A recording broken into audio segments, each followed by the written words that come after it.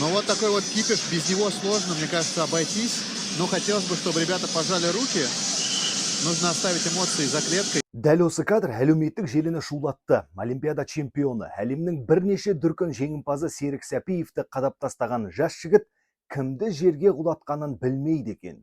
Парень, не знаю, как его зовут, меня ударил снизу, пару раз ударил, и потом я ему тоже ответил.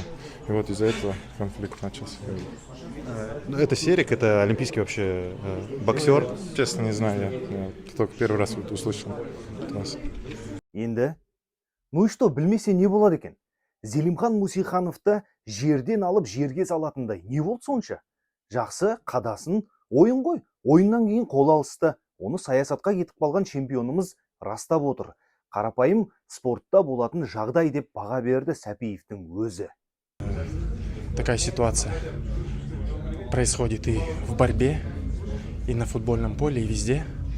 Но после игры все должны оставаться друзьями. А я в ринге не жалею своих соперников. Но после боя мы друзья становимся. Жігіттер қол алысты, тарқасты. Алайда бүгін әлгі Вольник қасына жаттықтырушысын алып Қазақстан халқынан кешірім сұрады. Не үшін? Не үшін кешірім сұрау керек? Олимпиада чемпионның қадағаны үшін бе, әлде танымаймын дегені үшін бе? Танымаса ол өзінің проблемасы. Уважаемые казахстанцы, я приношу свои извинения за поступок, который совершил. Я нарушил правила и был неправ.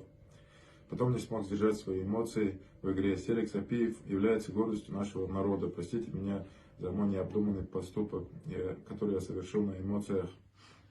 Больше такого не повторится. Всем ассаламу алейкум.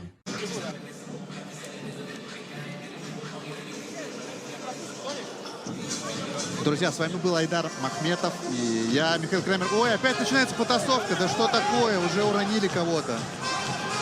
Ну зачем? Зачем? Уже же вроде пожали руки. Только Айдар отошел и уже начинается драка и масса. Білмегендер біліп жүрсін. Серік Сәпиев 2012 жылы өткен Олимпиада чемпионы. 2005 және 2007 жылдарда әлем чемпионатын ұтқан. Бірнеше жыл спорт және дене шынықтыру істері комитетін басқарған. Ал осы кісіні рингте қадап тастаған жігіт алдағы Олимпиадаға қатысуға ниетті. Тіпті басты арман екен. Енді мынаны қараңыз. Қазақстанның намысын әлемдік деңгейде қорғайтын спортшыларды осы мен атаған комитет анықтайды. Вольниктің жаттықтырушысымен бірге бастарын салбыратып кешірім сұрауы алдағы халықаралық жарыстарға шықпай қалмаудың алдын алу ма, әлде шын жүректің қатесін түсінгені ме? Оны өмір көрсетеді.